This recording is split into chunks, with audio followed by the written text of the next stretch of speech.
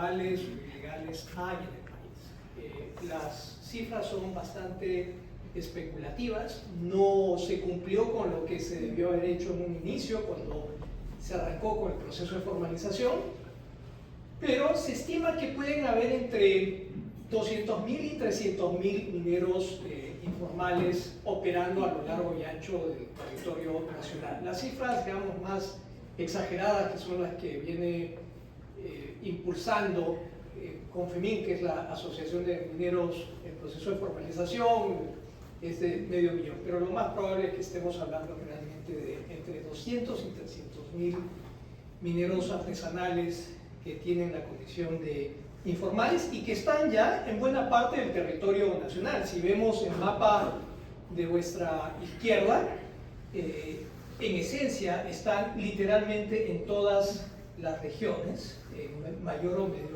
menor medida, no solamente con una presencia importante en la Amazonía, sino cada vez más presentes en la sierra y en la costa.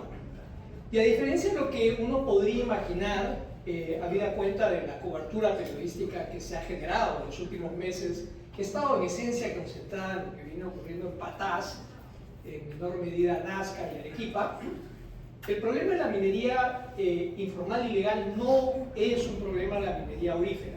Ese es el foco ahora, pero ya hay minería informal y ilegal cuprífera.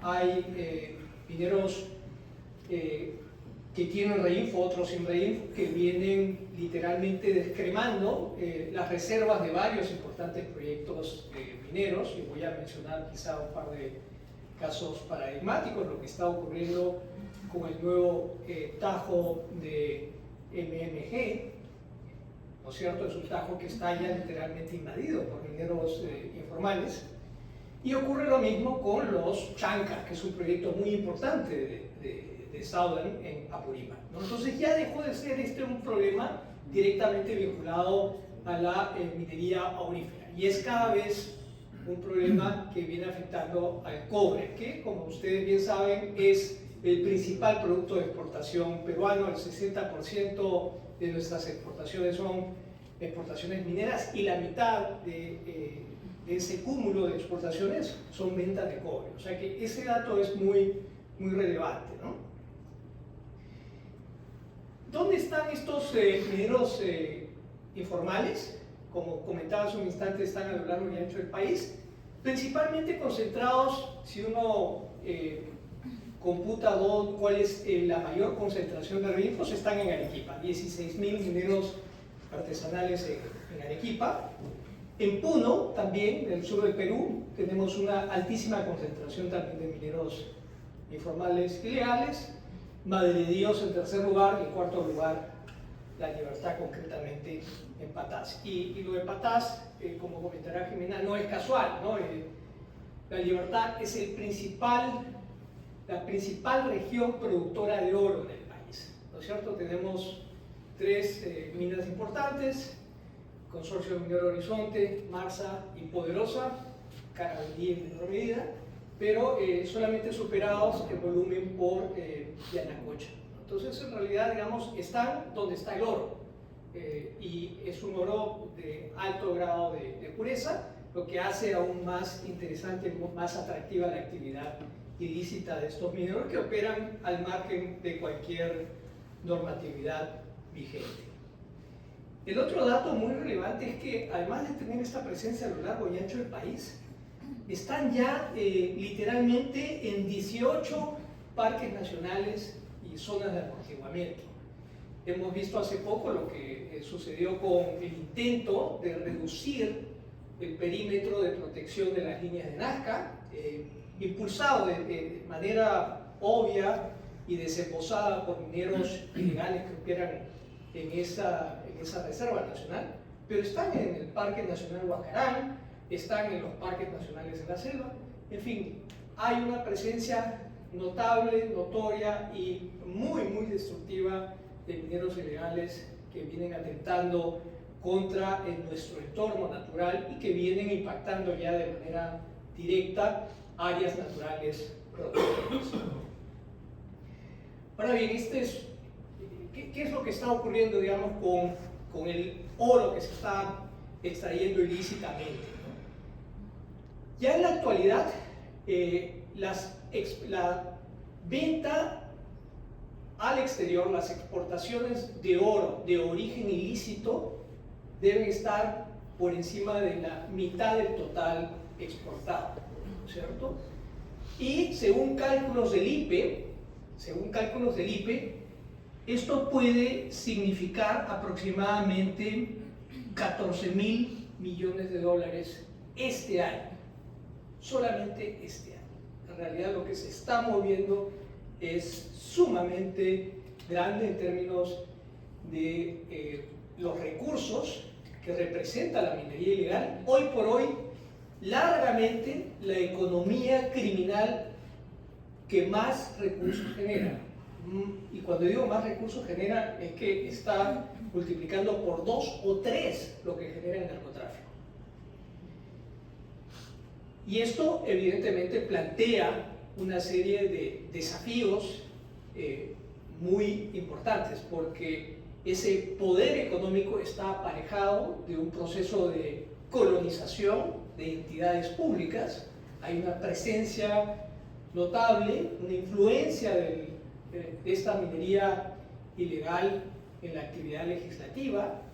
Hay presencia e influencia muy significativa de mineros ilegales en gobiernos regionales, en direcciones regionales, como suele ocurrir, ¿no es cierto? La minería criminal, la minería ilegal no es una excepción en lo que atañe a la actuación de lo que son estas economías ilícitas.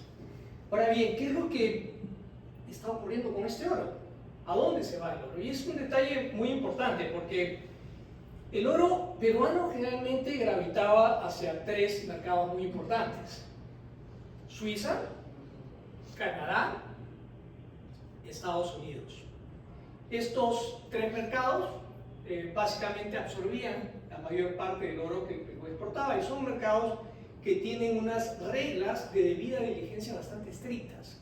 No cualquiera puede colocar su oro en estos mercados. Hay un proceso de debida diligencia que se tiene que seguir, y que lamentablemente no existen algunos de los otros destinos que cada vez comienzan a ser más gravitantes en términos de el destino del oro peruano. Me estoy refiriendo a 2 mercados en particular que hoy por hoy ya son los mayoritarios: Emiratos Árabes Unidos y la India. Entonces, el Perú pasó de tener estos 3 mercados tradicionales a tener casi la mitad del total de sus exportaciones auríferas destinadas a estos 2 mercados, donde evidentemente el proceso de debida diligencia es bastante más laxo. Cuando digo bastante más laxo es, nadie pregunta si el oro proviene de las coordenadas que están justificadas por el REINFO, si hay trabajo infantil, si aquí ha habido un proceso limpio en la extracción del mineral, si alguien está contaminando. En fin, son el tipo de preguntas que uno tendría que contestar si es que se está dirigiendo a estos 3 principales mercados que teníamos antes, y que son preguntas que sencillamente no se hacen en ninguno de estos otros mercados a los que aludía, ¿no? Emiratos Árabes y la India, que hoy por hoy son los principales mercados de exportación del oro. Buena parte del oro de origen ilícito se blanquea y sale con destino a estos 2 países. Pues bien, ¿cuál es la causa raíz del problema de la minería informal y ilegal en el país? Es el REINFO. Y todos deben haber leído que por 4ª vez el gobierno ha decidido ampliar nuevamente los plazos del REINFO. Y digo por 4ª vez porque el REINFO arrancó en el 2016 y ha tenido distintas reiteraciones.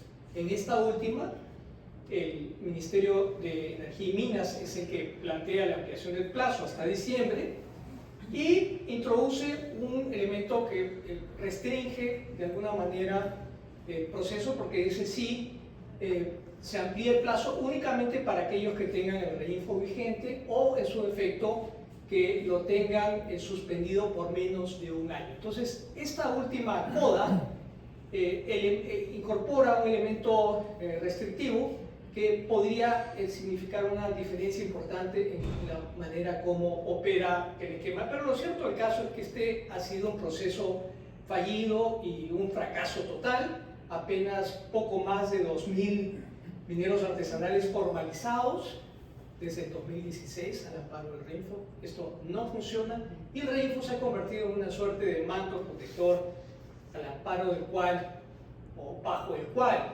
operan los mineros ilegales, que son los que tanto daño le vienen causando al país. Y la razón por la cual este sistema no funciona es que no hay ningún incentivo para formalizarse, porque aquellos que están registrados tienen un privilegio del que no goza ningún otro ciudadano peruano, que es la exención de responsabilidad penal y administrativa por delitos ambientales. Es decir, alguien puede tener una operación que contamina y no es responsable. La diferencia de lo que ocurre con cualquier otro cristiano que se dedica a estas actividades. Aquí no hay posibilidades de llevar a las cortes a aquellos que tengan algún nivel de responsabilidad por delitos ambientales porque tienen esa protección. Y evidentemente, al tener esa protección, lo último que quieren es renunciar a esa protección. Además, y este es otro dato muy importante, para poder formalizarse uno tiene que tener los derechos de propiedad sobre la superficie en la que opera, o en su defecto un contrato con el propietario del terreno y sobre todo con el titular de la concesión. Buena parte de estos mineros informales y ilegales literalmente han invadido concesiones de terceros, ¿no es cierto? En el caso de Poderosa lo va a comentar Jimena, interceptan nuestras galerías, las bloquean y roban el mineral. Entonces, nosotros como Poderosa, por ejemplo, fuimos autorizados por el gobierno para explorar y explotar, y paso seguido, el propio gobierno le da esta autorización a un grupo de mineros artesanales a los que embarcan en un proceso de formalización que no tiene ninguna posibilidad de llegar a buen término porque están literalmente en una zona de exclusión donde nunca se les debió dar la autorización. Además, y eso es algo que puede parecer una broma de mal gusto, pero si uno revisa dónde están los reinfos, descubre que hay reinfos otorgados en el Océano Pacífico, y no porque el Perú sea pionero en la minería subacuática, sino porque sencillamente nadie se tomó el trabajo de verificar las coordenadas de los registros de estos mineros artesanales. Hay reinfos en Ecuador, hay reinfos en Brasil, hay reinfos en Bolivia. Entonces, esta es una muestra del nivel de improvisación con la que el Estado actuó cuando tuvo que registrar a sola firma, con declaración jurada, los requerimientos de estos mineros artesanales en cualquier sitio, y nadie se tomó la molestia de hacer esas verificaciones. Son 88 registros que tenemos, de los cuales 56.300 corresponden a personas naturales, y apenas el 23% de los registros están vigentes. Apenas el 23%. El 77% de los registros están suspendidos.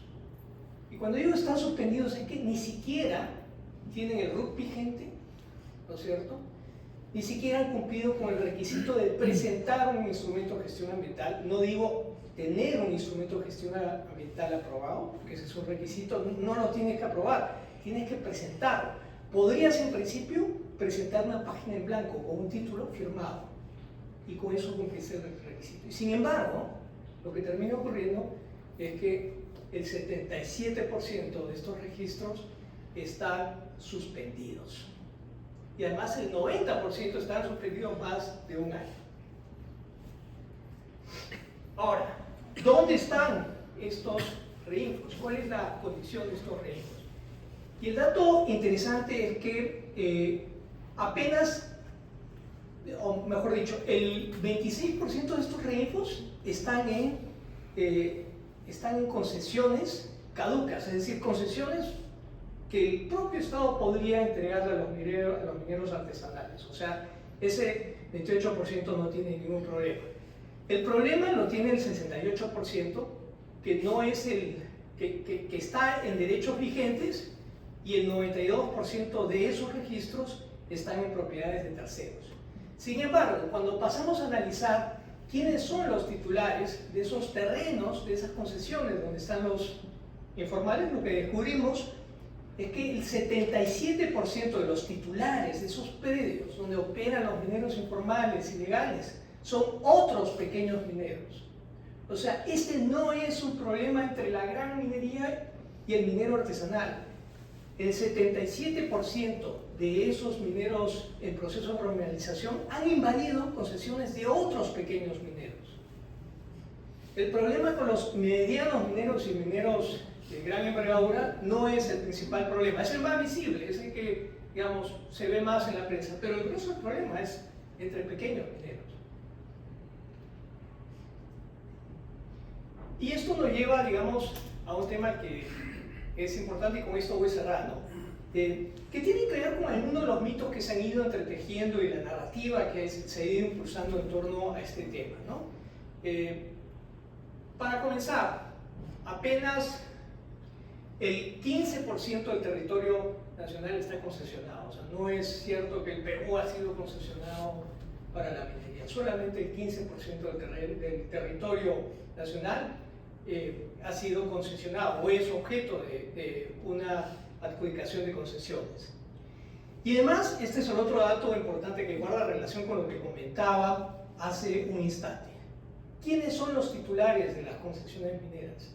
El 56% de todas las concesiones mineras pertenecen al estrato de la pequeña minería y minería artesanal. O sea, el grueso de las concesiones en el Perú las tienen los pequeños mineros y mineros artesanales. ¿Eso es medido en áreas? No, eso es medido en el número de concesiones. No tengo el área, pero el número de concesiones son la mayor parte del volumen. Y la gran minería y mediana minería tiene el 43%. Pero ese 43% de las concesiones genera más del 90% del valor exportado por el Perú. Entonces, no es cierto que el país esté lotizado, y además no es cierto que estemos frente a una oligarquía minera que es la que controla y ha monopolizado las concesiones. De hecho, el grueso de las concesiones está en manos de pequeños mineros y mineros artesanales. Pero Pablo, el 90% de las exportaciones que no son parte de los 14.000 que vienen en minería ilegal. Claro, correcto. No son parte de eso. De esos 14.000 millones que estamos hablando. Pero ojo, buena parte de esos son recursos extraídos por mineros ilegales de concesiones de terceros. Robados. Por no decir que son recursos robados, ¿no? Y finalmente, un último mito que quiero tratar de desarticular: la minería ancestral. La minería es ancestral en el Perú, ¿no es cierto? La practicaban los pueblos precolombinos, los incas, la corona española, la república, ¿no es cierto? La minería es una actividad ancestral, pero los mineros que tenemos ahora operando en estas zonas no son mineros ancestrales, ¿no? Y esto lo vemos en la comparación de estas dos fotos satelitales, ¿no? Los puntitos blancos que ven son operaciones informales, y me estoy remontando al año 2018, al lado izquierdo. Y fíjense cómo proliferan al 2026. Sé que las imágenes no son buenas, pero lo que ha habido es un crecimiento exponencial de las nuevas actividades gestionadas, gestadas por mineros artesanales en los últimos 6 años. Y esas no son actividades de mineros ancestrales. Esto es básicamente producto de invasiones, actividades desarrolladas por mineros que han llegado, que además ni siquiera son de la zona, que han venido después de la pandemia, y esa es una situación que no hace sino agravar las cosas en patas. Y para cerrar, no con broche de oro, sino con la cereza en la torta, ¿qué es lo que está ocurriendo? Y es importante que entendamos la lógica de las economías criminales. Si yo soy un narcotraficante, ¿no es cierto?, y tengo altas probabilidades de ser detectado en mis actividades ilícitas, y además enfrento la posibilidad de penas muy duras, y apenas saco la tercera parte de lo que sacaría con la minería ilegal, ¿a qué me voy a dedicar? Hago el cambio, ¿no es cierto? Me vuelvo minero informal, ilegal. ¿Por qué? Porque además la probabilidad de detección es baja y la sanción es prácticamente nula. Tal es así que si vemos el cuadro a la izquierda, son las sentencias condenatorias por minería ilegal al año 2020. No tengo las de los últimos 4 años. Estamos hablando de un promedio de 22 condenas al año por minería ilegal. ¿No es cierto? Y las absoluciones superando, evidentemente, a las condenas. Entonces creo que el cálculo costo-beneficio, el análisis racional es bastante claro. Hay incentivos poderosísimos para dedicarse a esta actividad y no vamos a poder derrotar a la minería ilegal si es que no sumamos esfuerzo y el Estado no enfrenta este problema como debería, con la fortaleza y la determinación que lamentablemente en este momento no tiene. Yo lo dejaría ahí. Gracias.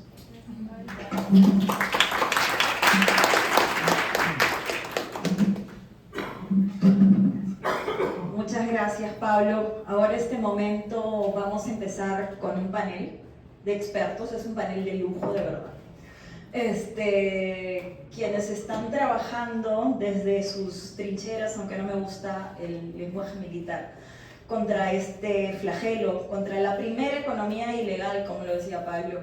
Antes de eso, quisiera poner un par de videos que un poco resumen también cómo la sociedad se está moviendo en contra de la minería ilegal. Existen 2 grupos.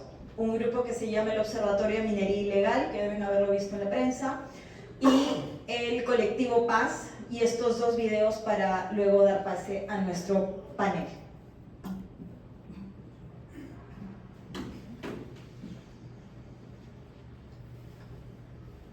Un desafío amenaza nuestra biodiversidad y a las comunidades en todo el Perú: la minería ilegal. Mi nombre es Karina Garay, soy gerente de amenazas de la Sociedad Zoológica de Frankfurt, Perú, y vocera del Observatorio de Minería Ilegal. El Observatorio de Minería Ilegal es un colectivo de 16 organizaciones y 2 personas naturales, todos comprometidos con la defensa de nuestro territorio, la prevención de la minería ilegal y la mitigación de sus impactos en el Perú. Trabajamos incansablemente para proporcionar información técnica sobre el avance de la minería ilegal en territorios principalmente amazónicos. Contamos con un equipo legal que realiza opiniones sobre proyectos de ley y leyes vinculadas a la minería artesanal y a la pequeña minería. También producimos información científica, como estudios de afectación de mercurio en comunidades amazónicas, todo con el fin de fortalecer la lucha contra la minería ilegal. Por otro lado, organizamos talleres, mesas de trabajo y reuniones estratégicas con aliados y gremios estatales y privados. Buscamos difundir propuestas de actividades económicas alternativas que vienen realizando comunidades nativas en rechazo a la actividad minera. De manera colectiva, unimos esfuerzos para construir soluciones reales y sostenibles. La transformación comienza con la información. Súmate a nuestra misión. Sigue nuestro trabajo en nuestra página web y en redes sociales. Sé parte de la solución. Juntos defendamos la Amazonía, el pulmón del mundo, la esencia de nuestra identidad.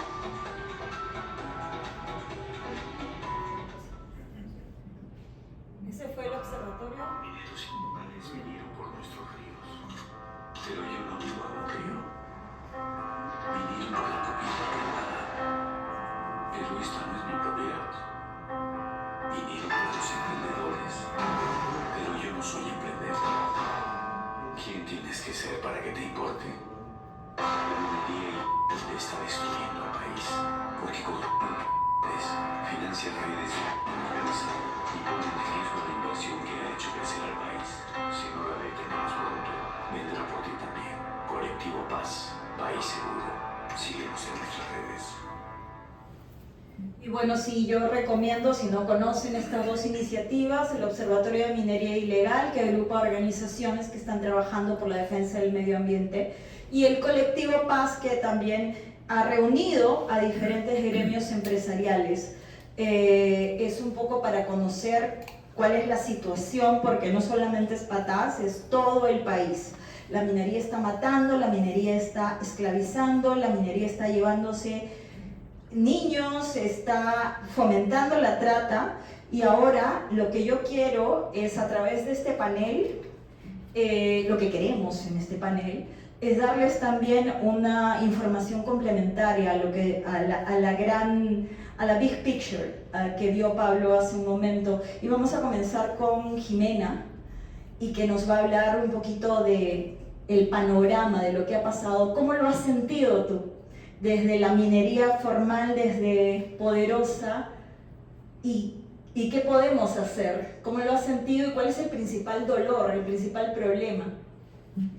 Gracias, Mónica. Gracias por venir a todos. Yo sé que la mayoría ha cruzado Lima.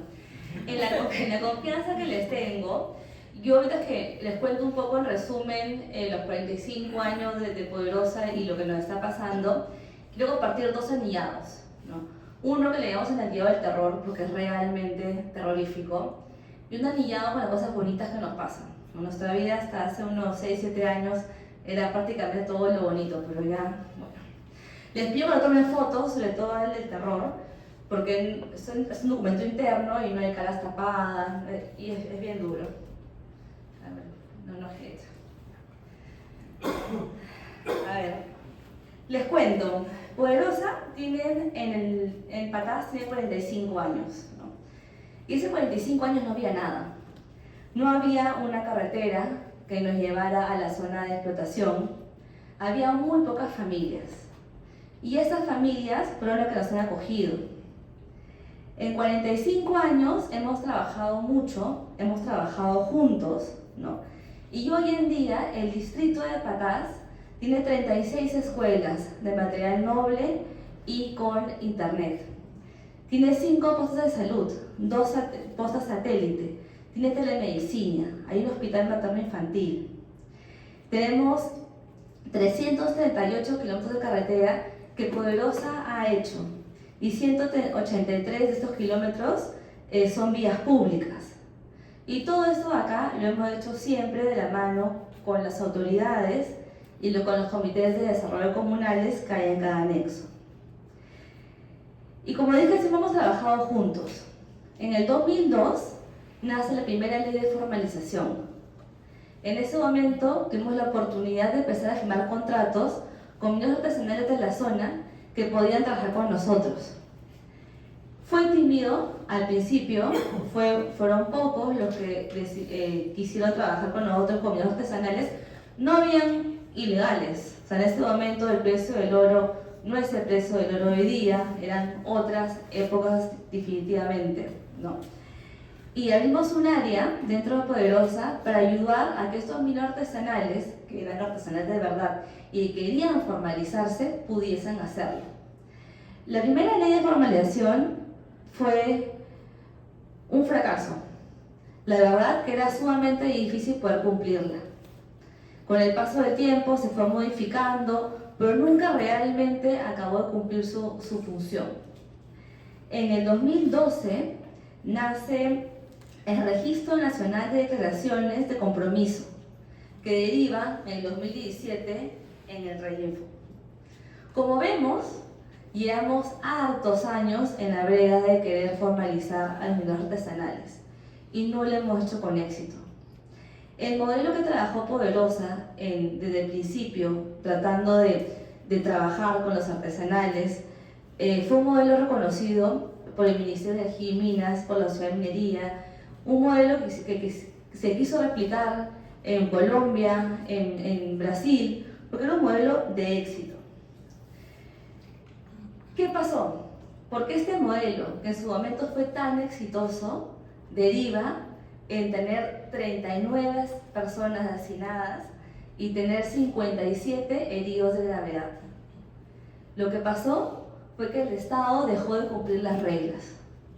Cuando el Estado empieza a hacer que el REINFO sea algo laxo, algo flexible, algo que no se supervisa, porque en ese momento en los gobiernos regionales, los encargados de supervisar, no tenían ni la capacidad de hacerlos, ni la capacidad técnica ni económica de hacerlos. Entonces todo empieza a caer mal, todo empieza a salir mal, ¿no? En pandemia, nosotros seguimos trabajando porque sí entendimos que si nosotros dejábamos la operación, cuando regresáramos a Patás, nos íbamos a quedar sin un socavón para poder trabajar. Porque ya veíamos de que se incrementaban el número de ilegales que ya no necesitaban firmar contrato con nosotros, porque ya tenían la impunidad de tener el famoso reinfo para trabajar. Ya no había la obligación de tener el permiso del dueño de la concesión, porque ¿para qué? ¿No? En una mina es bien importante de que tú trabajes ordenadamente y con seguridad con todas las personas que tengan que ver en el trabajo interior mina, porque hay uso de explosivos, y cuando hay explosivos hay gases, hay ventilación, hay muchos factores que tienes que tener en cuenta.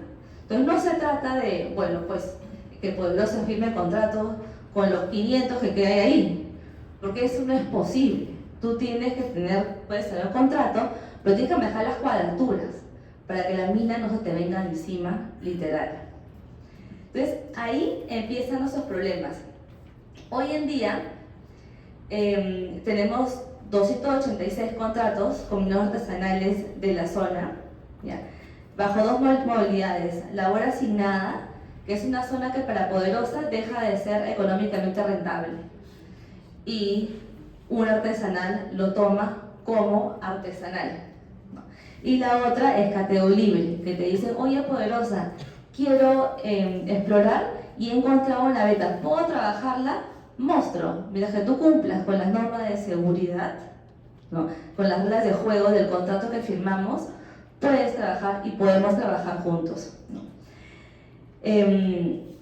Lamentablemente, a pesar, en todos esos años, hemos tenido 634 personas detenidas, ¿no?, de las cuales 57 son menores de edad. Y eso a mí realmente me apena, porque estamos jugando con los niños y con la juventud, ¿no? Hay 201 bocaminas por interpretar. Esas son bocaminas que conectan con nuestras labores, ¿no? Por ahí en uno de los anillados ustedes pueden ver cómo nosotros hacemos túneles, ¿no? Exploramos, invertimos un montón en la exploración, un montón en hacer el túnel, en sostenimiento, en ventilación, en preparar la zona, ¿no? Y ellos entran por otro lado y nos interceptan. Queman llantas para botarnos el humo y que la gente tenga que salir corriendo asfixiada. O simplemente te agarran a balazos y tienes que salir corriendo. Hoy día tenemos a 2 agentes de seguridad por cada minero. Es realmente dramático. Y a pesar del estado de emergencia y a pesar de lo dañino y ineficiente que ha sido el reinfo, nuestro Estado lo vuelve a ampliar. Y lo vuelve a ampliar, además, que es algo que a mí me llama mucho más la atención, es que el TC declaró, no son los números legales, no, pero declaró de que nadie podía ser impune a un delito ambiental. Si tú cometes un delito ambiental, el reinfo no puede ser tu manto protector para que nadie te denuncie penalmente, ¿no? En esta ampliación, el reinfo no se ha pronunciado al respecto. Entonces, el silencio nos deja que pensar. Entonces, yo ahí la dejo para seguir. Okay. Bueno, acá ustedes conocen a través de las noticias la penosa situación que ha tenido que soportar Minera Poderosa a través de estos delincuentes, ¿no? Cuando hablan de defensa de la minería ancestral, a mí realmente, y a todos creo, los que conocemos un poco el problema, nos duele mucho porque están escudándose como si esto fuera algo que debería protegerse cuando no lo es. Es realmente terrible. Ahora vamos a hablar con Pedro. Pedro conoce también a fondo el problema y quisiera que también Pedro nos amplíes un poco, porque Patás es minería de socavón, pero hay hay problemas adicionales y más complejos, por ejemplo, con minería en cuerpos de agua. La minería que está en Amazonía y que contamina los ríos. Hay minería en Arequipa, minería informal, minería ilegal de cobre. Dime, Pedro, ¿cuál es tu posición, cuál es tu análisis respecto a este problema a nivel nacional? Buenas noches a todos. Gracias por la oportunidad de reflexionar sobre este tema tan crítico. El informe de Pablo fue muy interesante, pero faltó un capítulo, como comentaba Jimena, el capítulo de quiénes son los que están en el medio entre el que está copiando el oro y luego el que lo gestiona hasta que llega a Emiratos Árabes Unidos u otros países. Y ese es un tema sustantivo. Yo creo que el éxito de la estrategia pública, y en realidad es una estrategia público-privada, porque es la sociedad la que se está defendiendo. El país oficial, el país con registro de derechos es el que está en juego. Al otro lado es el país de los piratas.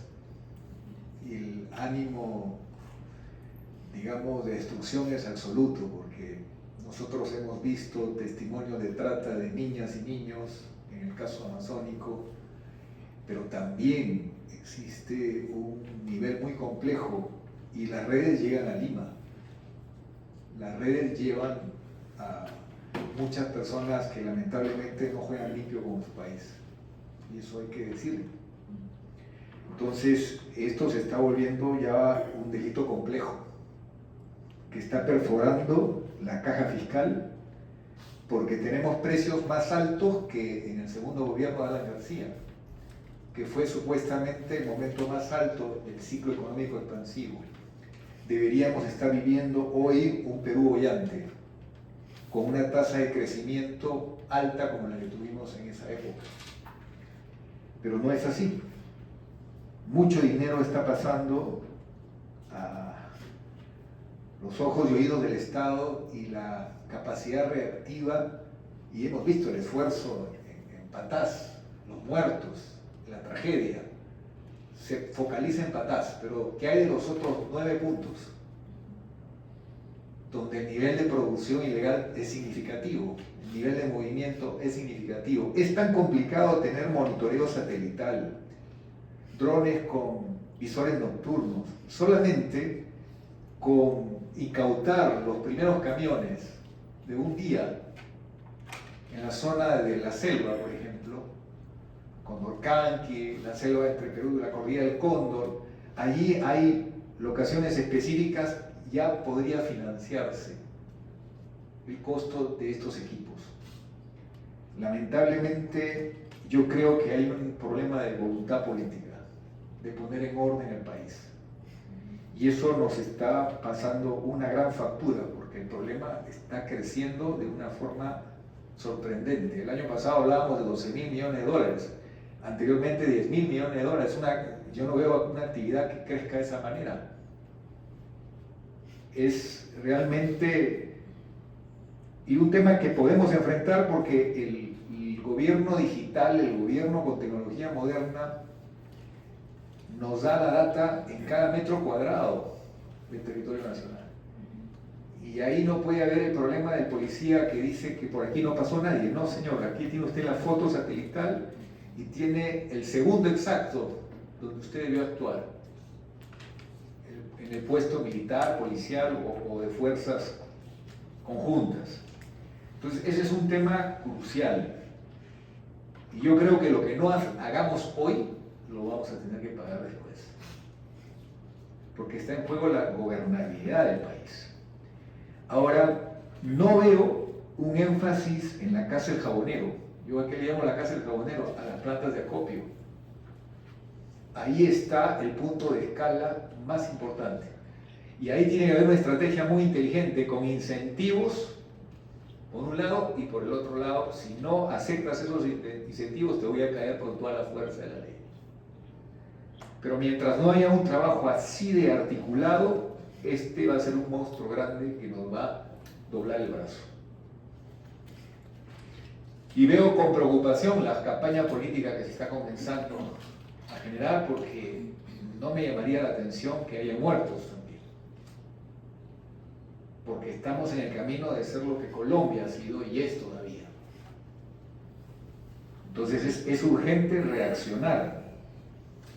Yo no sé, un alumno me decía, es que estamos con la piel, la epidermis del lagarto. No sé qué cosa quería decir con eso, pero hablaba de una especie de sensibilidad neutralizada o insensibilidad. Pero el tema es grave por lo que significa en recursos. Ahora, yo quería, antes de terminar, hacer una reflexión en la minería de Tajo, perdón, la minería de Socavón, la minería estilo Patás, es todavía la mayoría, por lo que tiene una solución más rápida. Es decir, se puede hacer una reingeniería logrando lo que costó casi 50 años, medio siglo en el Perú, que fue cómo logramos que la coca sea sustituida por el café. Acá no hay que sustituir el oro, hay que cambiar procedimientos, ir al origen de la titulación, el permiso para explotar. Pero es mucho más viable en el plazo que el otro problema. El otro problema implica un esfuerzo mayor, porque está totalmente prohibida la explotación en lecho de río. Y actividades como la industria forestal toman buenos años. Y el oro tiene un precio muy alto. Y lo otro, que algunos expertos por ahí dicen, utilizar tecnología como en Alaska, cuesta $5 millones armar un proyecto de este tipo. ¿Cuántos de los peruanos que están metidos en la actividad de explotación del oro aluvial pueden financiar una actividad de este tipo? Entonces, allí el tema es más complejo, pero también tenemos que enfrentarlo. Pero toda esta hoja de ruta tan urgente no la veo en el gobierno.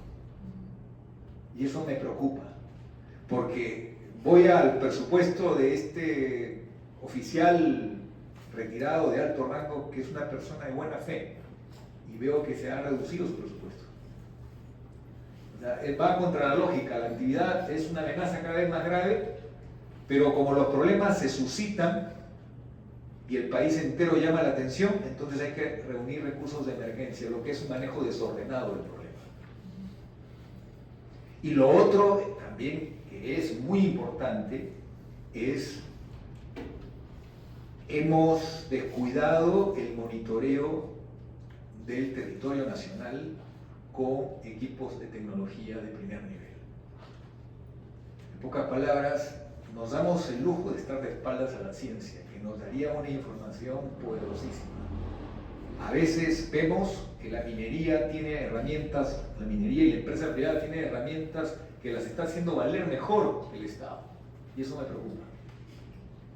Creo que podemos resolver el tema grande y crítico, pero lo fundamental es ponerle ganas, compromiso con el futuro y presente del país. Hacer lo contrario es a piel de lagarto. Gracias. Sí. Muchas gracias, Pedro. Y antes de seguir con nuestro siguiente expositor, que es Larry, sé que todos estamos súper sensibilizados con el tema y dirán, bueno, si todo es el gobierno, si es lo que tiene que cambiar, ¿qué hacemos nosotros? Lo conversábamos con Jimena el otro día. Simplemente dejar el silencio, levantar la voz. No quedarnos de repente a través de nuestras redes sociales, que no pase como una noticia más. Estamos en un año preelectoral y hay financiamiento de estas economías ilegales, y lo digo en confianza, creo que todos lo sabemos. Mañana empieza, por ejemplo, una manifestación. Vienen de Arequipa para Lima y van a estar presionando al Congreso. ¿Qué decimos nosotros? Ay. Ya empezó hoy día. ¿Ya empezó? Mañana viene la versión provincia. Hola, bueno, ya. ¿Qué hacemos nosotros que estamos desde el lado empresarial? ¿Guardamos silencio, no decimos nada? ¿O de alguna manera levantamos la voz? ¿Qué podemos hacer como red?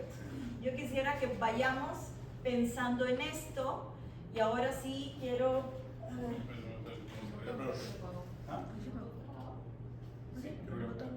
ver. Ajá, sí. Ya, y quiero que vayamos pensando en eso, porque luego que termina Larry vamos a tener una ronda de preguntas, que más que una ronda de preguntas, quisiera que sea un brainstorming de ideas sobre cómo nos podemos comprometer desde la red. No lo vamos a solucionar, pero por lo menos de pronto pensar qué se podría hacer.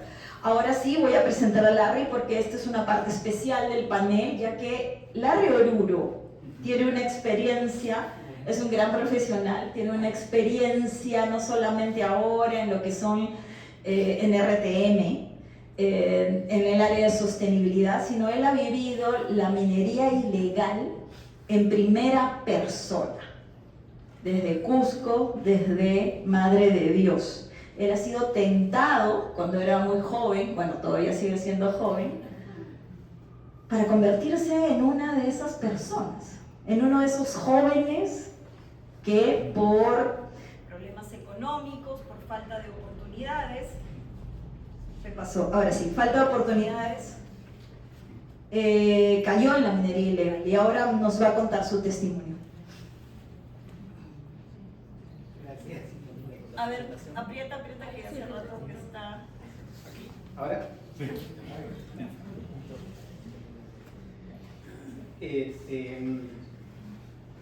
Era noviembre del año 2020. Creo que, no sé si... Creo que es... Y era noviembre y llegaron al colegio, donde estudiamos en el Colegio San Francisco de Asís de Malcapata, que está a la entrada, esto vía Cusco, la entrada a Madre de Dios, ¿no? Habla fuerte. Entonces, y un señor, digamos, de mediana estatura entró a la clase, estaba en quinto de secundaria, y empezó a repartir dinero, ¿no? En las mesas de cada estudiante, ¿no? O sea, en la mesa de tu escritorio, tus 500 soles, ¿no? Y le dejaba sin decirte nada, pam, pam, pam, a todos. No éramos muchos, éramos como 15, 17 estudiantes, ¿no? Nos dejó y ya estábamos comprometidos por alguna red de algunos compañeros también que ya habían ido antes a Madre de Dios, ¿no?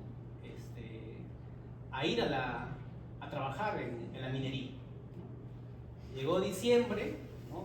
Todos se contactó el compañero, el otro, y pues nos fuimos a Madre de Dios. Yo entré como era mi primera vez, porque había compañeros que ya habían ido la segunda vez, ¿no? Yo fui de machetero, se le da el machete para limpiar el bosque, la primera parte, ¿no? Estábamos en Labirinto, más al fondo, en una concesión, ¿no? Que se habían unido un señor que era el dueño de la concesión, el dueño de la tierra, y un señor que era arequipeño, que era el dueño de las dragas, ¿no? Se juntaron y pues contrataban así a la mano de obra. Entonces ahí yo estuve como 3 meses, ¿no? Yo limpiaba, otros de mis compañeros eran los que llevaban el combustible.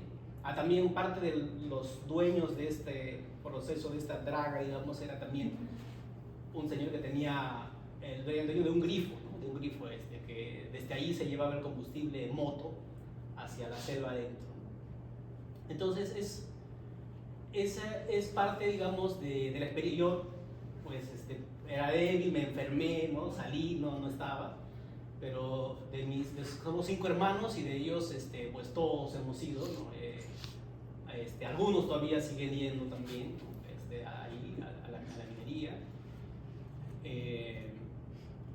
Entonces, en el Cusco, Madre de Dios, Puno, no hay una sola persona, diría yo, que no tiene un vínculo, un hermano, un pariente, un amigo con la minería de Madre de Dios o la de la Rinconada en Puno, ¿no? Entonces, es una forma de captar a los jóvenes de los mineros, y claro, los jóvenes estamos con la ilusión de comprarnos, en esa época no era la moto, ¿ya? Ahora sí es la moto, ¿no? O sea, los colegios de Quispicanchis, que salen más o menos unos 4.000 jóvenes por año que salen de los colegios, ¿no? Hay una en Cusco, está la UNSAC, la única universidad, digamos, nacional, entrarán pues 20, 30, 50 jóvenes, ¿no? Todo el resto es mano de obra de la minería en Madre de Dios, que en mi época, en el año 2000, estaba todavía considerada La Pampa, Guaypetue, un poquito la zona de Laberinto y otros lugares más. Pero ahora, justo se hablaba con el director del colegio, de la UGEL de Quispicanchis, ¿no?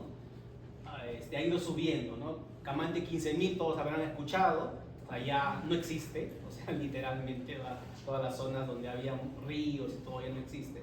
Y ha subido más arriba, ¿no? Y yo soy un poquito más arriba, que es Marcapata. Y en Marcapata, el año pasado con mi papá conversábamos, la comunidad de Sabancay, ¿no? Nos decía, hoy han llegado unos mineros de Nazca, ¿no?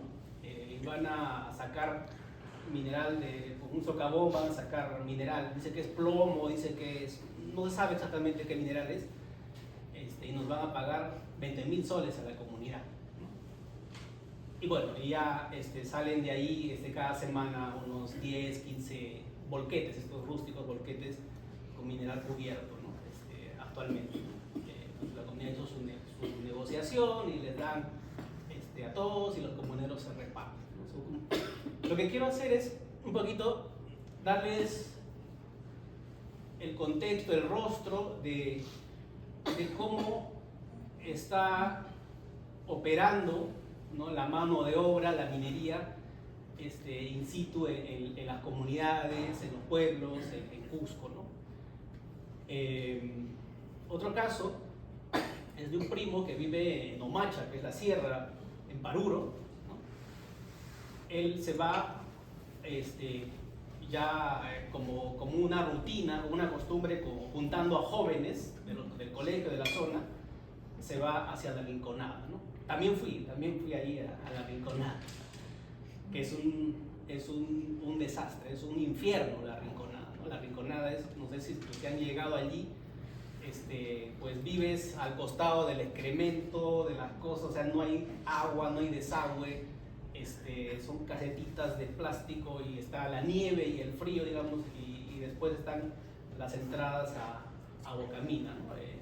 Trabajan 20 días y te dan 3, 4 días de acceso libre al socavón para que puedas sacar el mineral y con eso se paga, ¿no? Entonces, en Omacha, Rubén Zapacayo, mi primo, digamos, él es el que junta y va todavía con jóvenes y todo, cada cierto tiempo a la Rinconada, ¿no? Ahí es donde consigue su pago y hace caja, digamos, para el año, ¿no? Porque también es una realidad que toda la sierra, o sea, ya no es un lugar que te pueda dar de comer y para tus hijos más, ¿no? Tu parcela, el pastoreo de alpacas o las actividades agrícolas de la sierra ya no sustentan la vida familiar saludable de la gente. Entonces tienen que ir a buscarse la vida en la minería principalmente, otros se van hacia Quillabamba a cosechar coca, etcétera, ¿no? O cacao, café, etcétera. Entonces hay todo un esquema, un sistema donde hay trabajo, digamos, y de acción, de generación enfocado en la minería, ¿no? Y pues los vecinos de Marcapata que tenemos ahí, por ejemplo, conozco a un Reinaldo Caguana, es el octavo hijo, son 8 hijos, 5 murieron por la UTA o cualquier problema en la selva, y él se quejaba más o menos que en el 2012 le habían bombardeado todas sus dragas, ¿no? Y su mamá lloraba, ¿y cómo es posible que el gobierno haga esto con las dragas? Tanto esfuerzo nos ha costado, ¿no? Y ahora no tenemos con qué continuar, y Reinaldo pues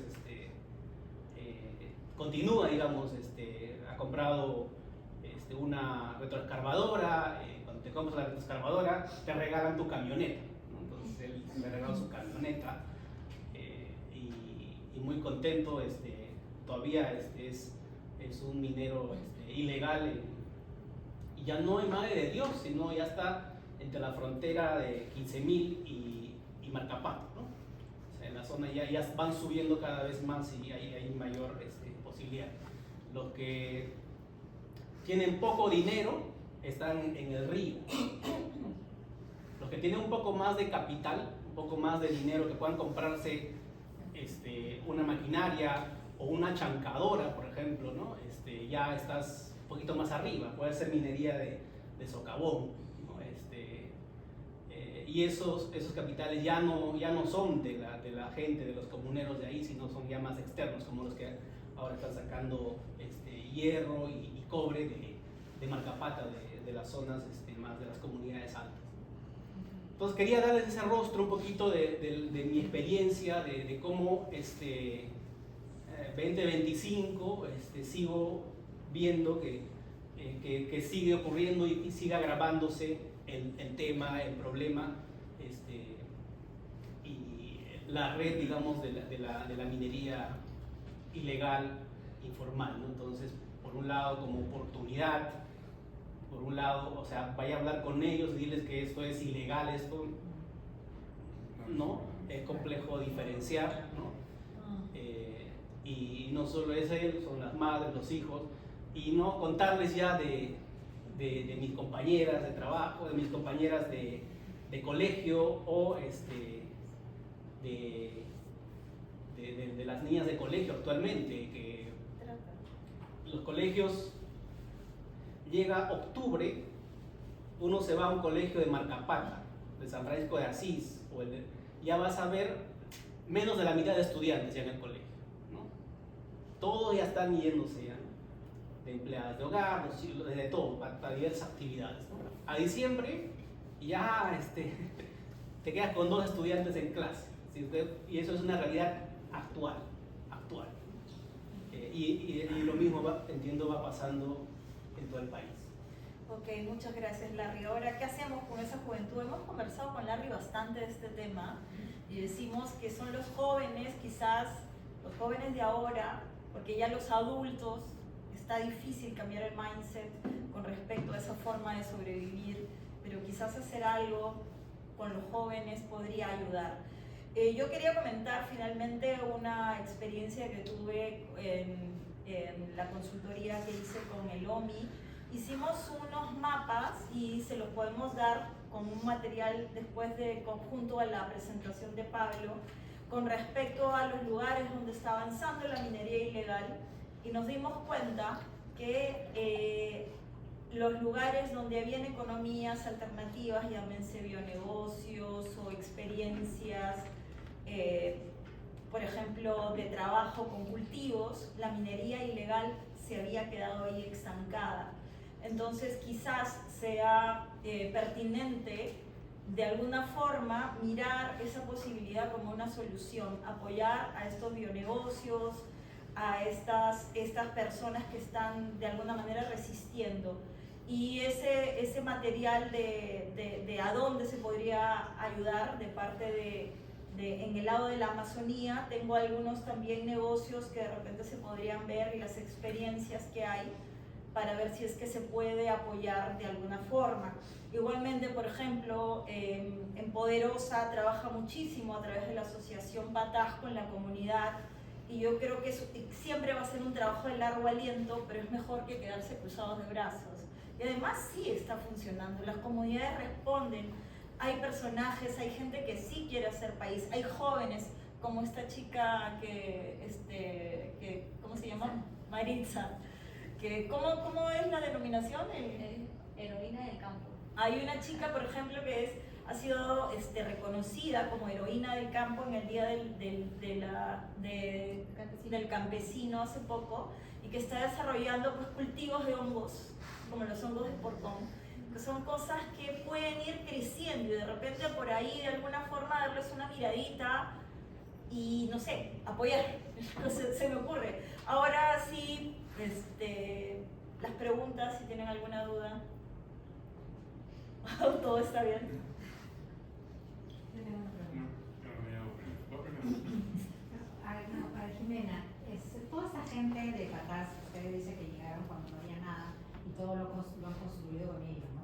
¿Cómo reacciona esta gente? ¿Cómo está ante esta situación? ¿Tiene posibilidades de efectivamente atrincherarse y decir, no, aquí no nos toques, porque siempre hemos tenido un buen trato y una buena vida y un buen negocio y hemos ido creciendo? Es bien difícil, ¿ya? La población de Patás ha crecido exponencialmente en los últimos años. O sea, ya la verdad que solamente de ver fotos de la capital del distrito, de Patás mismo, de hace 6 años o ahorita es otra cosa, ¿no? No hay data exacta de la cantidad de población que hay. Nosotros nos estamos en la gente que hemos detenido, bueno, la agarramos dentro de nuestras operaciones. Hay como un 8 o 9% que son venezolanos, hay colombianos, una población que ha variado muchísimo, ¿ya? Y la gente en Patás está asustada. O sea, no te voy a decir que todos somos los santos y que en verdad con todos nos llamamos regios, porque no es así. O sea, sí hay un par de personas que, claro, que siempre han estado en esta disputa con nosotros de querer trabajar con minero artesanal, pero sin firmar contrato con nosotros. Entonces yo le digo, pucha, ¿qué tardas? Es como que si yo tengo un hotel, tú quieres alquilar un cuarto, pero no quieres tener un contrato, no quieres pagarme. No, pues le digo, tú quieres estar en mi hotel, tienes que pagar tu cuarto, pero no te pases, pues, ¿no? O sea, hay que cumplir las reglas, ¿no? Entonces hay un grupo que es el único que quiere cumplir las reglas y que son los que tienen más plata, claramente. Y sí son los que nos complican la vida. Ahora, cada vez que hay, por ejemplo, un bloqueo contra nosotros, ¿no? La población ha reaccionado con un contrabloqueo contra ellos, ¿no? Pero sí tienen miedo, ¿no? El año pasado hubo, sí, en el 2022, mataron a 3 líderes de Bijus, de una población que está a pie de nosotros, en Trujillo. ¿De este contrabloqueo? Sí, de este contrabloqueo. Entonces, la verdad que la gente está asustada, ¿no? Cuando ellos están en mancha, están en grupo, sí, hablan, dicen, pero si no, la verdad es que se mueren de miedo. Hace poco fuimos en Agrofest y vino un chico de Suyubamba, que en verdad está un poco más alejado de Patás, ¿no? de toda la zona complicada. Y sí, pues él nos decía que tú en la noche no podías caminar de ninguna manera a partir de las 6 de la tarde, porque ya encontrabas estas como que bandas criminales con pistolas y armas que les dan lo mismo, ¿no? Entonces sí, no, está complicado. Emil. Yo creo que esa es una pregunta para los 4 porque no sé quién me puede responder mejor a esta duda que tengo. Eso eventualmente entra, o sea, hay la extracción, pero hay una cadena de valor, como quieran ponerlo, pero hay una cadena de personas que van comprando, acopiando, moviendo y eso eventualmente sale. ¿Por qué no se ha tomado acción o por qué no se ha identificado? Porque la conversación siempre termina siendo en el momento en que sale y no las personas que compran o que les facilitan la salida del material, porque creería que en algún momento esos son los momentos en que los espacios en que el sector privado puede tomar presión, por lo menos presión social, pero o sea, identificar quiénes son las personas que compran, que venden los explosivos, que venden el material y tomar eso como una avenida de acción hacia ahí. No sé quién de los 4 puede darme un poquito más de luz con eso. Yo me lanzo con 2 temas, ¿no? Uno, corrupción, y el otro se llama Reinfo. El tema, en verdad, de la corrupción. Hay camiones que para salir del distrito de Patás, tú puedes pasar por un puente. Entonces tenemos cámaras en ese puente. La policía también está en el puente para controlar a la gente que sale. La policía registra, me invento, 100 camiones a la semana, yo veo en la cámara 300. Entonces, claramente hay un tema de corrupción, ¿no? Y otro se llama Reinfo. Hay un montón de plantas de procesamiento.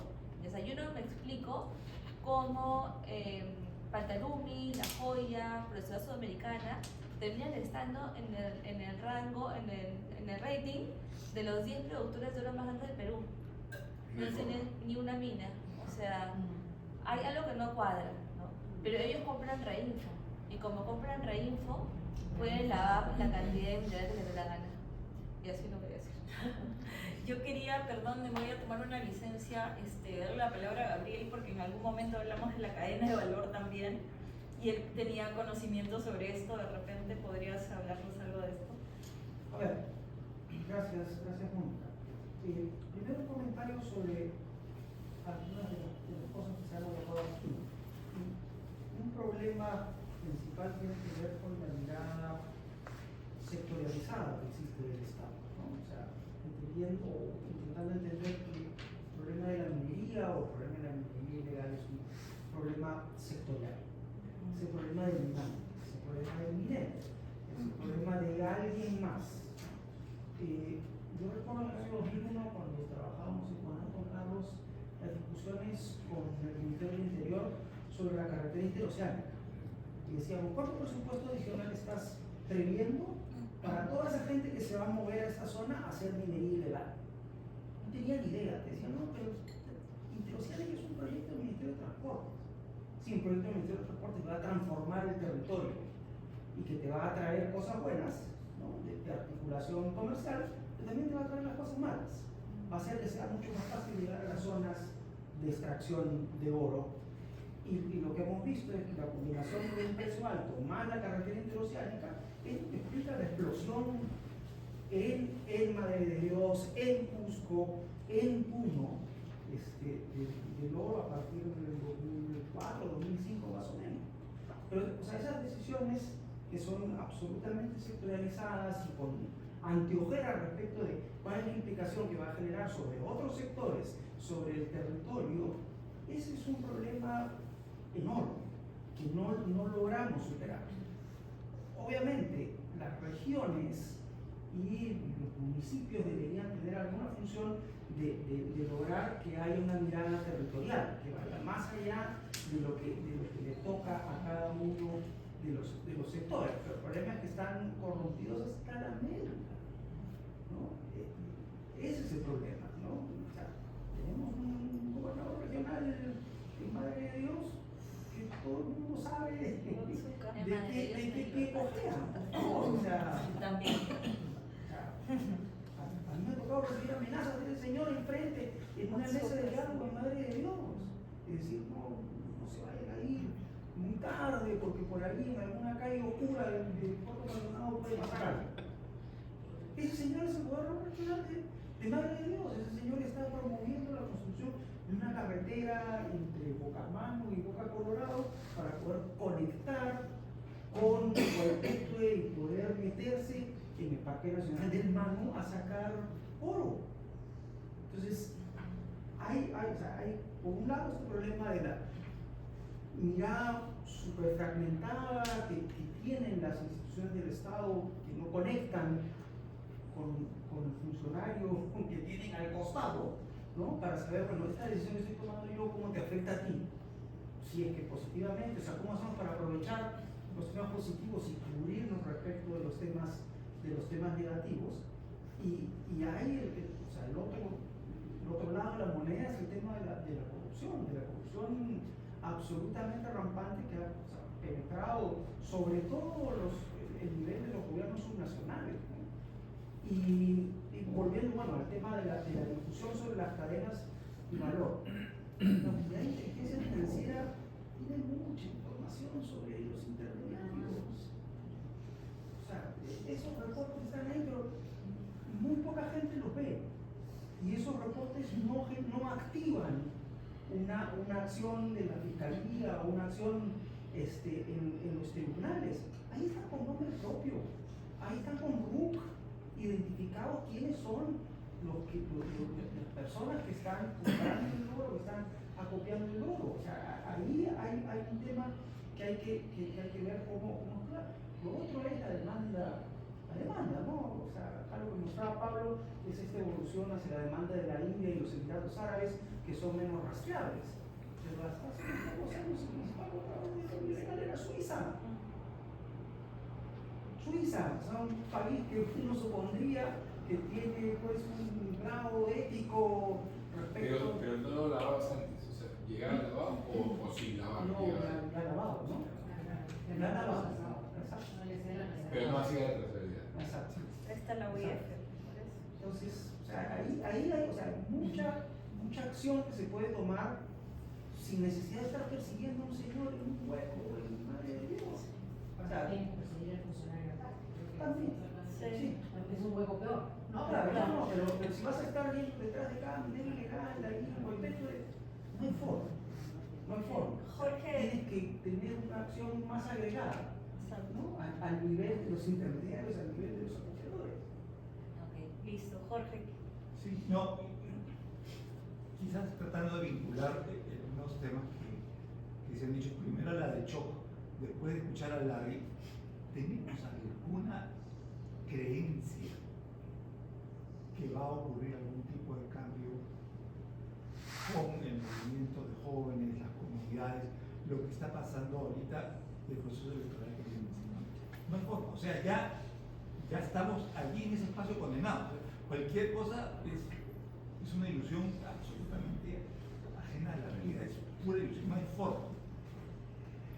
Y tenemos por otro lado el tema de la corrupción que están mencionando y que es fortísima. Hace unos 15 días que estuvo en mi oficina una señora que había estado trabajando por un organismo internacional y que ha estado viviendo 10 años en California. Me dice, hace 10 años vine para hacer la investigación y todo, y obviamente me enriquecí mucho a partir de la entrevista que tuve con el abogado defensor de los mineros ilegales, pero al regresado me encuentro que es el presidente del Congreso, ¿no? Esa era mi fuente de información.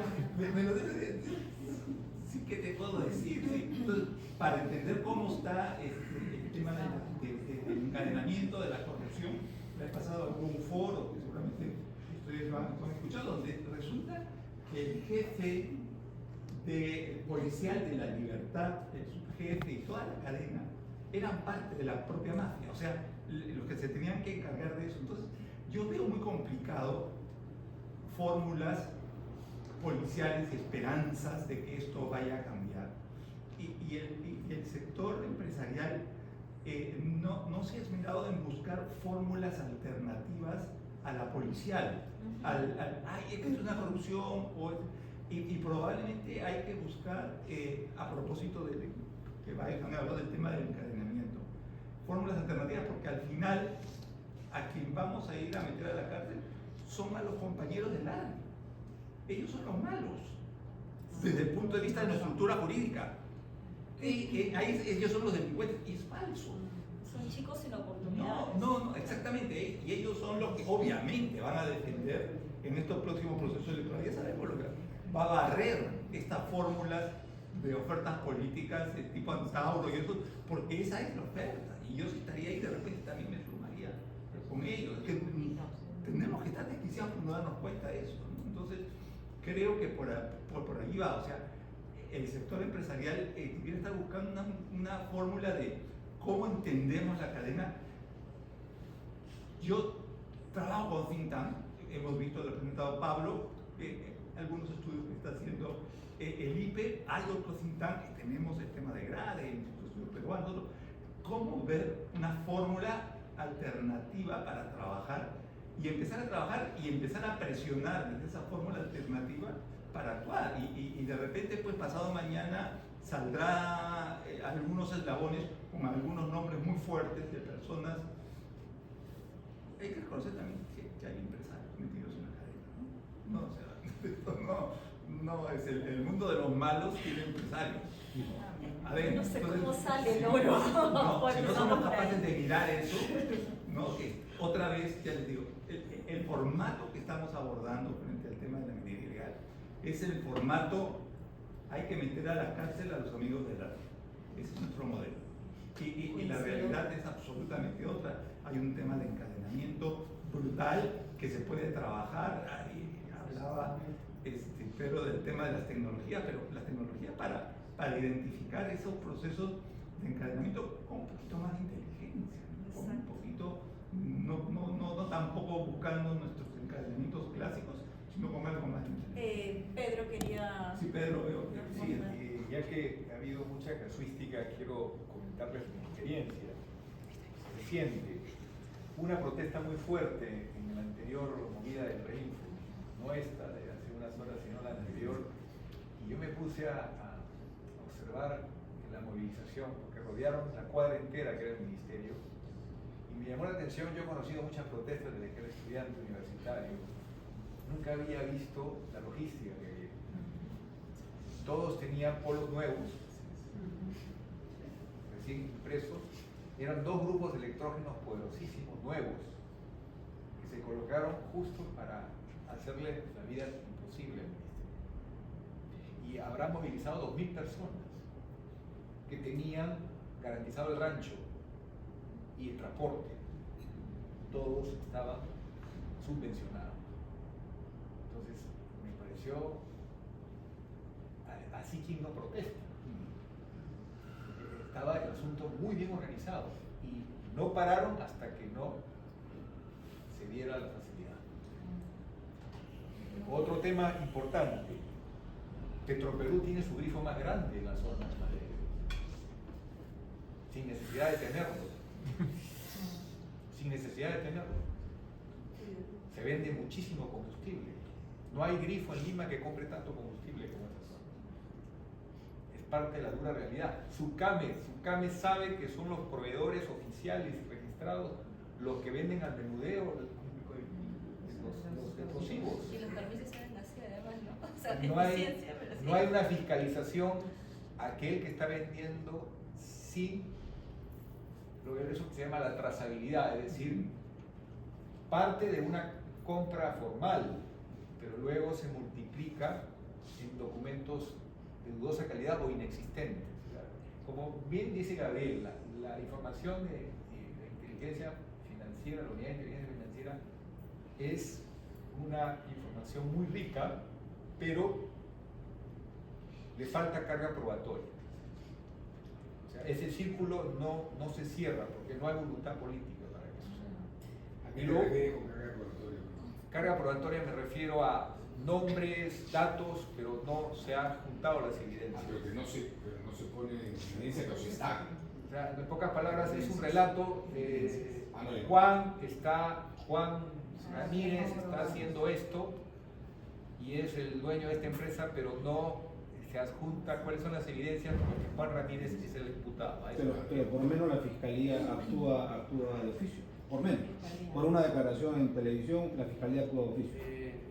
La cantidad de casos investigados es muy minúscula. Pero por eso te digo. Y se centran en los operativos, se centran en el operativo de campo, no se centran en... No hay cuello blanco, no hay operativos de cuello blanco. No hay operativos para Pero por eso, si esta información de la unidad de inteligencia financiera saldría a la luz con solamente esa información que tú estás mencionando, empezaría a moverse. La fiscalía debería actuar de oficio como actúa con cualquier declaración, cualquier noticiero. Pero hay otro dato interesante. Yo pregunté cuántas plantas de acopio había. No, sí sabe. Y me sorprendió la última información. Me dijeron son más de 2000. Y están ubicadas y todo. Y el registro oficial 200. Entonces yo dije, ¿qué es esto? O sea, en pocas palabras, no hay un trabajo articulado de primerísimo nivel que monitoree el avance de este drama. Yo digo una cosa. Y la data está. La muestra de la data, los indicadores de la data están, pero aquí hay que establecer un comando, y disculpen que use la palabra porque está de moda desde que hay el cuarto de guerra. Tiene que haber un grupo de profesionales de la mayor responsabilidad y multidisciplinario, porque es un problema que hace ver cómo era el narcotráfico en la década de los 80. Por eso quisiera que la embajada recoger lo que americana, decía Jorge del think tank, no sé. Sí, la embajada americana apoyó decididamente. O sea, yo no entro en temas políticos ahorita, pero a Sendero Luminoso lo atrapó un grupo, al líder de Sendero Luminoso lo atrapó un grupo de policías muy reducido, con apoyo de la embajada de los Estados Unidos y con tecnología moderna, pero para la época, pero no fue más que ese esfuerzo lo que nos llevó a golpear la cabeza misma del Sendero Luminoso, que marcó un punto de quiebre. Para mí eso fue, aquí también vamos a necesitar ayuda internacional. Y lo último que quería decir es, ¿por qué no avanzamos con la OCDE?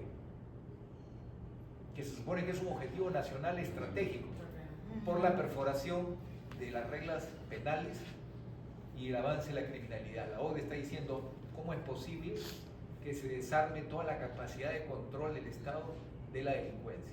La OCDE lo está diciendo por escrito. Y nadie en el Perú ha levantado esa bandera para decir, en verdad lo de la OCDE ya no es como hace 10 años, eran otros temas, ¿no? Ahora el tema principal es delincuencia. La inmunidad. Carmen. Antes de eso, no quiero decirles, nos hemos pasado 5 minutos, yo siempre soy consciente de los tiempos. Nos podemos quedar un ratito más, si quieren quedarse un ratito más para responder una que otra pregunta. No sé si ustedes se querrían quedar un ratito más. Ya. Ya, listo. Es importante hacer el... Yo tengo una pregunta, ¿qué pasa con la prensa? ¿No? Porque finalmente la prensa es, o sea, yo creo que tiene más poder que cualquier otro poder del Estado. Y la prensa finalmente, como decías tú, o sea, si esto sale en una declaración, la fiscalía tiene que actuar de oficio, o de repente se puede denunciar al fulano que pasa el Lexus allá con un nombre de apellido, pero la prensa tampoco ayuda en nada porque la prensa está igual de politizada. Y mi pregunta es, perdóname, si ahí no hay, y lo he dicho siempre cada vez que he podido, si ahí no puede haber presión de las empresas, o sea, la prensa, las principales cadenas de televisión siguen viviendo con auspicio de las empresas y de las empresas que te siguen poniendo la publicidad en noticieros que no te dicen y no te aportan nada. Entonces, por ahí no pueden presionar a las empresas, por ahí no se puede hacer una presión, una campaña, algo que conmine a la prensa a que haga esta denuncia condicionada con la... Sí, yo solamente una cosita con lo que dices, estoy súper de acuerdo, ¿no? Debemos ver también que el problema es complejo y que hay que, por ejemplo, Paz ha visto mucho el tema de seguridad, porque es un colectivo de país seguro, seguridad. Hay otras aristas y hay otras cosas que están saliendo en esta conversación que también deberían ser ventiladas, pero la prensa también dice, a ver, ¿quién es el líder? ¿Quién se atreve a decir algo? A decir que habla fuerte de eso. Yo creo que ahí, como comunicadora y periodista de formación, yo digo, debería salir alguien también, o sea, decir yo representando a y respaldado por empresas, que no sea el comunicado, porque el comunicado es abstracción, me parece. Tiene que haber líderes, así como Jimena en algún momento, perdón, Pablo, ¿no? Pero son pocos, ¿no? Pero son ¿verdad? muy Son pocos pocos. los líderes. Sale Pablo, sale Iván Arenas, sale César Ipenza. Son muy poquitos los que Pero son realmente técnicos, están- pero ojo, sí, que es César, muy bueno. Iván Arenas y César son técnicos. Pero ¿dónde está el líder empresarial que diga, yo represento a tal y salgo, por ejemplo, Jorge Melo, no sé, Pedro? Solo para complementar, las plantas que Pedro comenta, ¿quiénes trabajan? Yo he visto a estudiantes de universidades, de maestrías, incluso haciendo su tesis, son trabajadores de las plantas, en el laboratorio, gente que está haciendo un aplicativo para mejorar la trazabilidad, para la ley, para predecir la ley del mineral que llega a la planta procesadora, etc., ¿no? O sea, hay profesionales, ingenieros, geólogos, químicos, trabajando en las diversas plantas, en las diversas minas también y ahora, ¿no? Cada vez más, en las minas ilegales, ¿no? Y son un tema que no estamos mirando también. Entonces, el tema, Jimena, de repente tú puedes, el tema del estado de emergencia hoy día en la zona, ¿cuán ornamental es eso y cuánto tiene realmente de impacto el poner a no sé cuánta gente han deployed? No, sí ha habido un impacto y yo en verdad sí tengo que reconocer que, aunque no lo crean, este es el primer gobierno que nos ha hecho caso. Este ministro de Defensa, Astudillo, y el anterior a él, realmente se han comprado el pleito. ¿Qué es lo que pasa? Que en verdad lo que hacen con una mano la hacen con la otra. porque defensa y interior, o sea, como nunca, están trabajando mucho más decididamente en la lucha contra el crimen de Patás, pero hasta llegamos. ¿Por qué? Porque nos falta la parte de la exclusión de reínfos. Como señor Pablo el Papa, no solamente reínfos en zonas de Parque Nacional y reservas, ¿no?, sino también hay reínfos en zonas de operación actual, ¿no? Entonces hay reínfos en Poderosa. Entonces, y no te digo que están en el cerro del frente, o sea, están en el corazón de la operación, ¿no? Y lamentablemente, desde que existen los reinfos, la policía y el ejército, lo único que puede decir el señor, dar tu documento, acá está jefe, ahí listo, así que no pasa. O sea, lamentablemente es así, ¿no?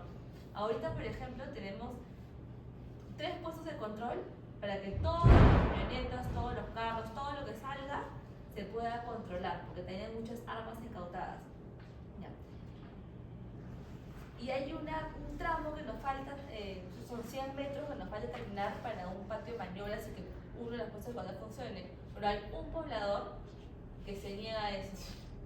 Y la carretera es regional, entonces tenemos que esperar que el gobernador, que probablemente esté en Madrid, ¿no?, se le ocurra que hay que hacer algo. Entonces, digo, lo que se hace con una mano se hace con la otra. Y pasa con las plantas. Nosotros sabemos a qué plantas de procesamiento va el oro de Patás. Y el oro de Patás es oro robado. O sea, es lo que es. ¿Ya? No hay, el oro del distrito de Patás es oro robado. O sea, y las plantas están hechas de están. Nosotros hemos denunciado 450 reinfos que están en la zona de operación de Poderosa. Y al día de hoy nuestro amigo Gallo de formalización no hace nada, y tampoco el ministro, ¿no? Y lamentablemente, como hablábamos de corrupción y del tema político, está claro, vemos que hay un montón de plata y se compran campañas y se tienen para reventarse una marcha, ¿no?, con todas las de la ley. Pero también, vamos a ver. Y también la vez pasada fuimos en el Congreso que les facilitaba las plantas de las zonas de parqueo para que puedan alojarse, fueron los alcaldes de Lima, ¿no? Realmente hay mucha gente involucrada en eso. Y no se dan cuenta de que estos políticos que piensan de que ellos van a un puesto electoral, no se dan cuenta que el 70% de la población está en contra de la minería ilegal e informal, porque no es la diferencia. Entonces los peruanos realmente estamos en contra de esta minería. Entonces le preguntas a un peruano, ¿qué minería quieres? ¿La de Rinconada o la de Moquegua, la de Cajamarca, la de, no sé, Plantamina? No sé, la respuesta es clara, ¿no? Pero nuevamente, hoy día el Estado tiene el monopolio para darnos orden jurídico. Y mientras que el Estado no nos dé ese orden, estamos fregados. Y hay un dato adicional, se ha creado una muy inteligente figura que va a hacer que el problema se vuelva mucho más difícil. En la propuesta de dictamen de la ley de minería informal del Congreso, se ha creado esto que ya mencionaron, el minero tradicional ancestral, con lo que van a decir que todos son mineros ancestrales tradicionales. Entonces ahí sí vamos a tener un problema porque están buscando la manera de consagrar la impunidad, ¿no? Y las comunidades mineras. Perdón. Ya, Dios. ¿Qué hacemos? ¿Nos vamos pesimistas o pensamos qué hacer? A mí me encanta la idea de formar un... Pero ¿cuál sería el espacio, Jorge? De hacer un think tank, alguna cosa... Pero, sí, yo creo que acá no hay espacio para think tanks ni nada. O sea, yo creo que lo único que nos queda a nosotros, cuando uno se siente totalmente vulnerado y siente que realmente es su vida la que está en juego, y yo creo que hoy la situación del Perú es que nuestra vida está en juego, lo único que nos toca es actuar directamente. Si no tomamos participación política activa, no hay nada que hacer. No tengo nada en contra de los think tanks, al contrario, mucho respeto y tal, pero no pretendamos encontrar una solución por no tomar la decisión que tenemos que tomar, que es comprometernos activamente en política. Y comprometernos activamente en política significa meternos en política partidaria. Y si ningún partido político nos parece que es razonable, pues armemos algún partido y vayámonos agrupando en grupos y grupos y grupos, porque es que si no, no hay otra salida.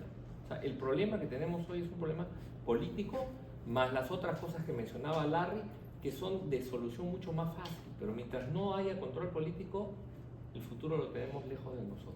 Eso es lo que personalmente... Esa conversación es para el miércoles.